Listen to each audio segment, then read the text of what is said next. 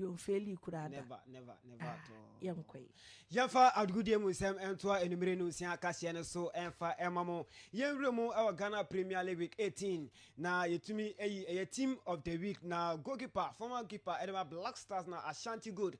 Fatal Dada the Lion onona nensa share a team 11 ase na goalkeeper no be Obin Setre Grigori onusia kan Edema Ebrekum Chelsea Sorat Kama Yusuf sia kan Edema Legon Cities FC Yimono Kwame sia kan Edema Holy Star Bogoso Abrantie Heron Kote sia kan Edema Legon Cities FC Kunedu Jiadom a defender Edema Glorious Accra Hasselfolk Yimono Ofori Sechi sia kan Edema Kpando Heart of Lions Andres Intimenu sia kan Edema Asante Kotoko Yimono Fesuchei sia kan Edema Young Apostles Darwin Yabua sia kan Edema The Hunters Bechem United Ahmed Yusuf sia kan Edema Enkranjata Accra Lions ana affaire striker captain Abrante Yefero Joseph Eso also sia kan Edema Dreams FC na coach obeda mano no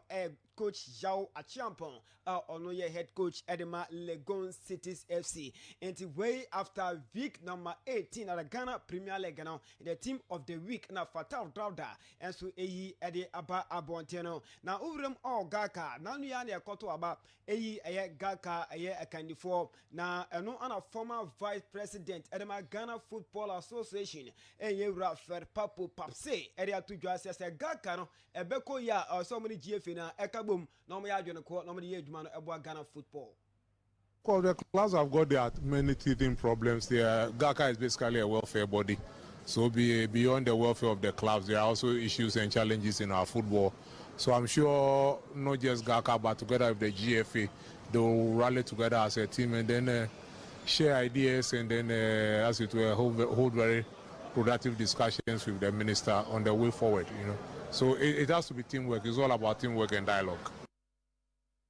Ene ensema yera fer papo eri etujwa na Asante Kotoko enurima omo enya youth team the Porcupine as I said the young Porcupine wants to bridge my party Kotoko youth team no Porcupine the young Porcupine omo register mo babesia kan e lower tier third division into ya motumi ahye so enso etumi etiama senior house wo Royal Oak Arolas no ina Kotoko so ehwaboa na youth team no wotumi ahye mukera na etumi aboa the future Asante Kotoko team no ti yenjina we so na yamfa aguri mu sewer NC ewe enumere no sia kase so midin eri otega more fans team of fans